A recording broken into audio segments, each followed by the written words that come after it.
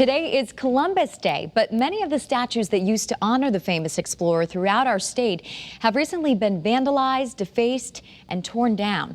Channel 3's Roger Susanna joins us now live in Waterbury outside one of those statues. The future of these statues across our state are kind of looming, aren't they, Roger?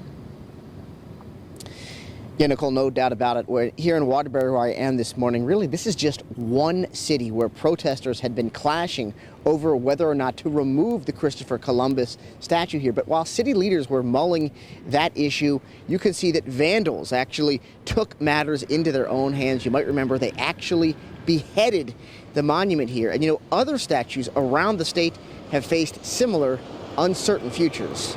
After both pro- and anti-Columbus protesters clashed in New Haven, city workers eventually pulled down the Christopher Columbus statue in June that had stood in Worcester Square for decades. Now an empty pedestal sits in the park as a committee mulls what will eventually stand in its place. A very similar situation played out in Hartford, where Mayor Luke Baronin decided to remove the Christopher Columbus statue, which had stood near the state's Superior Courthouse for 100 years. Supporters of the monument argued it symbolized the strength Italian Americans showed in the face of intense discrimination. But critics felt it celebrated a man who caused the suffering of innumerable indigenous people. New London leaders tore down the statue that had sat in their city as well. The mayor there wanted to do it quietly and quickly to avoid any chaos.